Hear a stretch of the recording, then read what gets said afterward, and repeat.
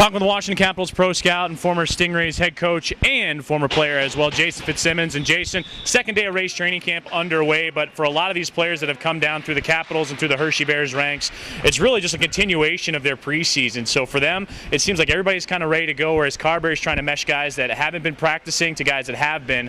In your conversations with Spencer, how has he been able to balance that? How have you been able to help him balance just the affiliated players with some of the newer guys on this team? Well, I think, first off, a lot of these guys have been skating all summer. I mean, the game has changed a lot. I mean, the conditioning of these athletes nowadays is like a lot different than 20 years ago. So they come in, they're professionals. They've been training all summer, eating the right foods, and they just seem, from Spencer's standpoint, he wants to try and mesh and gel the players from the Hershey Washington organization to the Boston Providence to the players he has on ECHL contracts. So it looks like he's been doing a great job, and right now it's just getting a familiarity of how he runs things, and everyone's ready to go.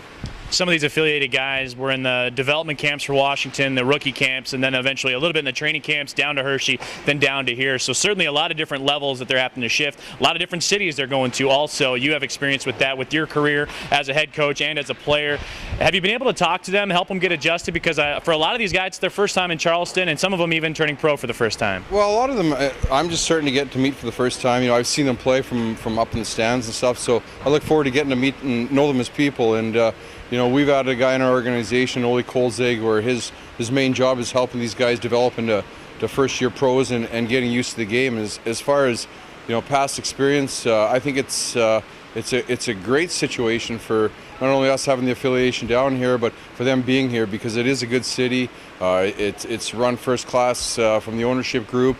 The fan base is tremendous, and the city itself is a great place to live in. So I think they're going to enjoy their experience, but they got to remember, as a player, your goal isn't to play in the ECHL. They want to get to the highest level they can, and this is a stepping stone. You look at the people in our organization, from the Holtby to Newverth, Grubauer, that have played down here, moved on to the next level. Rich Peverly, another class example.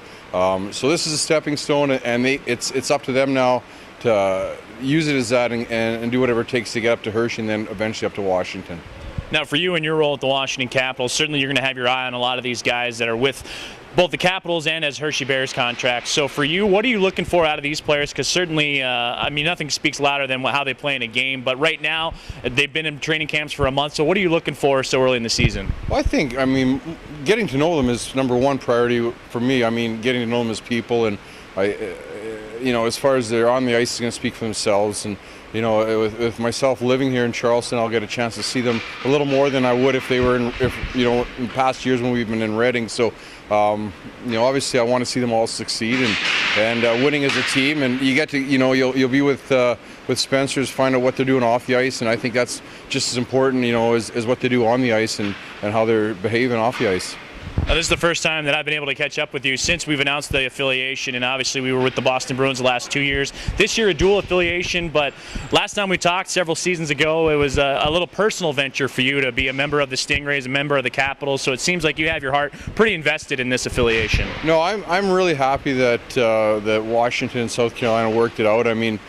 Proximity-wise, with me being here, I think it's a nice bonus too. But I know what the Stingray organization is all about, and being a former alumni or being an alumni of the organization, I know it has a lot of benefits here. As far as us working with them, and I'm looking forward to it.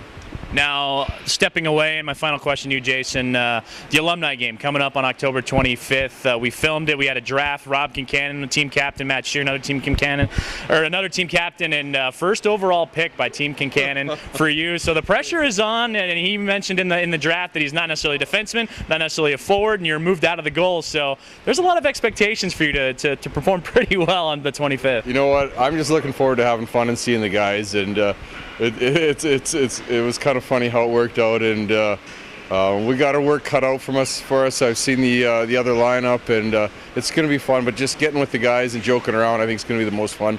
There'll be more fun had off the ice in the locker room joking around than actually the playing. And at the end of the day, it's just going to be for fun, anyways.